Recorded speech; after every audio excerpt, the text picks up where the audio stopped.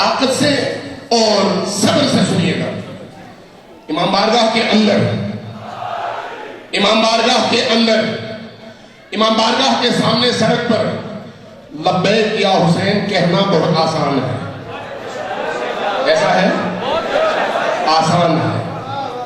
لیکن میدان میں کھڑے ہو کر چلتی ہوئی گولیوں کے زد میں آ کر لبیک یا حسین کہنا اور عباس کا علم تھام کر کھڑے رہنا، یہ ہے مجاہدوں کا کام.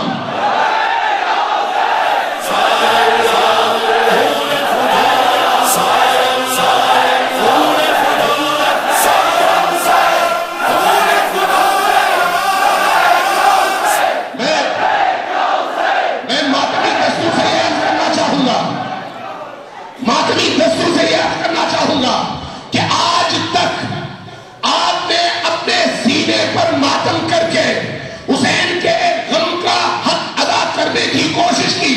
آج وقت آیا ہے کہ ماتم کرتے ہوئے سڑکوں پر نکل کر یزیدیت کے چہرے پر تماچا مارے.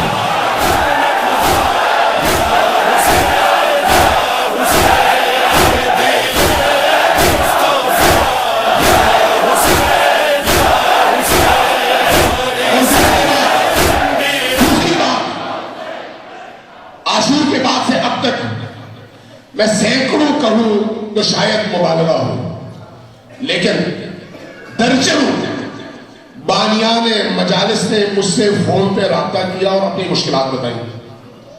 کچھ لوگوں نے کہا ہم نے علم لگایا تھا، اب یہ ہو گیا وہ ہو گیا. میں نے ان سے ایک سوال پوچھا کہ آپ نے مجلس کی بنا جب رکھی تھی تو کیا چندہ جمع کرنے اور پیٹ بھرنے کے لیے رکھی تھی یا پھر حسینیت کے پرچم کو اٹھانے کے لیے؟ جس میں خون دینے کی ہمت نہ ہو اس کو عزاداری کے بانی ہونے کا اختیار بھی حاصل نہیں ہے.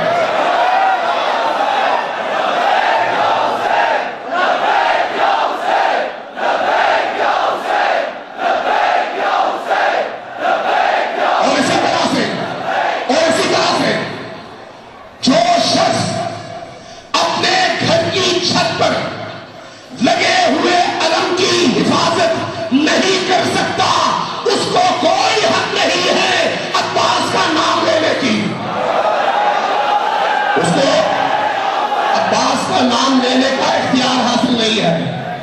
یہ خون کی بازی ہے، یہ میدان عمل ہے. میدان